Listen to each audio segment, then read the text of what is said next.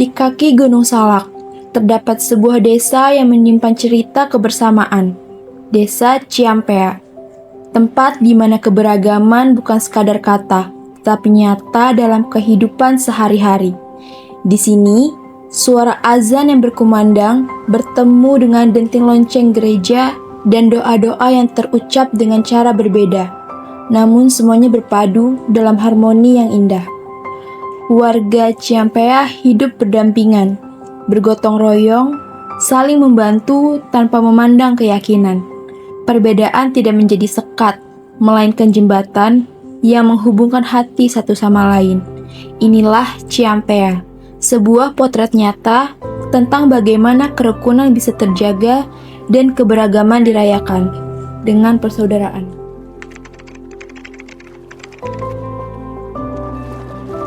Asalnya tetap prinsipnya sama, yaitu hubungan dengan Tuhan, hubungan dengan manusia, hubungan dengan alam. Tiga itu sama sebetulnya, dan dia mempunyai keimanannya tersendiri. Nah, bagi orang yang ingin ikut agama Konghucu, dia itu harus mengucapkan kalimat syahadatnya, ada kalimat syahadatnya yang diucapkan, dan itu merupakan kewajiban bagi mereka yang ingin menjadi umat Konghucu, harus mengucapkan kalimat syahadat. Ada 3 kalimat syahadat yang harus diucapkan. Kalau di saudara kita yang muslim hanya 2 syahadat, di kita 3 kalimat syahadat itu harus diucapkan. Setelah mengucapkan itu baru dia resmi sebagai umat Konghucu. Jangan berbuat jahat, ya. Tambah kebajikan, sucikan hati dan pikiran. Ya, dalam satu ayat Dhammapada juga ada sabha papasa akarana tusala upasampada sacito paryodapana. Itulah inti ajaran para Buddha, yang artinya jangan berbuat jahat, tambah kebajikan, sucikan hati dan pikiran. Kan ada batasnya hidup, ya ada batasnya hidup. Sekali waktu kita dipanggil, setelah dipanggil kita mau kemana? Jiwa roh kita ini, manusia kan sebatas tubuh. Nah, Yesus itu datang, setiap orang pasti mati. Nah, dia juga mati. Ya, dia mati. Kenapa dia mati? Dia jalani tugas untuk datang ke dalam dunia ini menyelamatkan orang yang berdosa. Kita percaya dia datang dari surga. Datang dari surga, yang bisa bawa kita ke surga itu siapa? Ya, kalau bukan yang datang dari surga. Intinya dasar agama Islam itu yaitu menanamkan ketakwaan kita kepada Allah Subhanahu.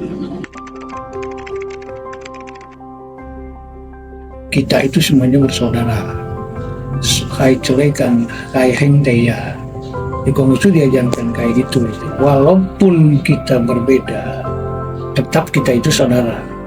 Jadi kita menghormati, kita rukun, kita bersatu, karena dengan sabda Nabi yang tadi, di 4 penjuru lautan, semua umat bersaudara. Jadi tidak ada permasalahan dengan status suku, ras, agama, tidak ada. Di Konghucu semua sama, semua adalah saudara kita, sehingga sampai saat detik ini di Ciampea ini tidak ada permasalahan antara suku dan agama. Semuanya aku saling bantu, karena ayat itu yang dipakai pedomannya. Lalu ada lagi di ayat itu, apa yang tidak kamu inginkan jangan kamu perbuat kepada orang lain. Jadi kita tidak menginginkan jelek, kita nggak boleh buat jelek ke mereka. Barang siapa yang percaya, di dalam Yohanes 3 ayat 16, karena begitu besar kasih Allah pada dunia sehingga dia memberikan anaknya yang tunggal, supaya barang siapa, jadi barang siapapun mau terima atau tidak kan terserah masing-masing. Barang siapa yang percaya pada dia tidak binasa, melainkan beroleh hidup yang kekal. Kami ini selalu mengedepankan toleransi. Ya.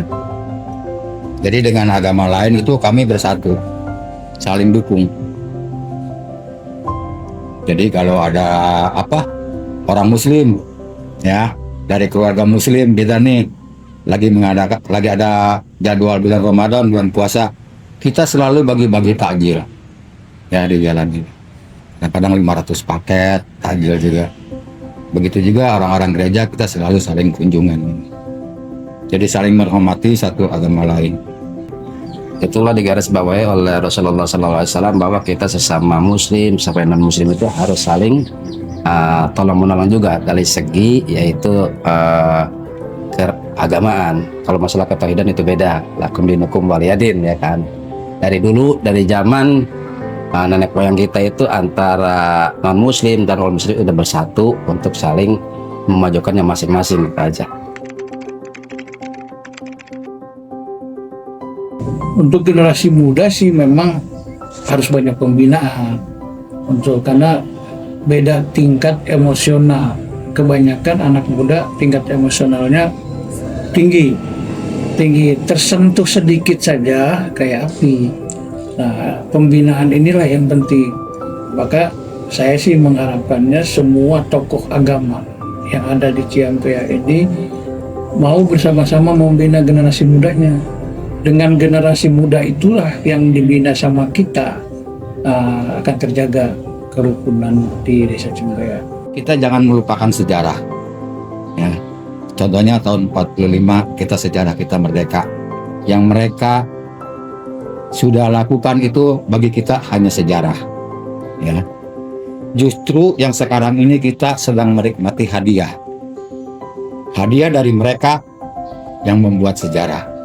Jadi jangan lupa, sejarah itu jangan dilupakan. Ya. Jadi bagaimana mereka berjuang, begitupun dengan kita, pemuda-pemuda harus membangun. Kita saling jagalah, jangan kalau ada hal-hal yang masalah-masalah yang besar kita kecilkan, yang kecil ditiadakan, saling mengerti aja, dan jangan menyimpan kesalahan itu yang buat akhirnya bisa merusak diri ya, jadi bisa ribut sekali meledak. Kalau kita saling mengerti lah kekurangan kelebihan masing-masing, saling menopang gitu. Saling silaturahmi, kedua saling yaitu mengadakan paguyuban itu, kadang-kadang paguyuban dari etnis Tionghoa, terus Konghucu dan Islam kadang-kadang bersatu di situ, saling istilahnya berpadu, sering tukar pendapat gitu aja gitu ya. Jadi intinya tidak ada kesalahpahaman dalam syara itu.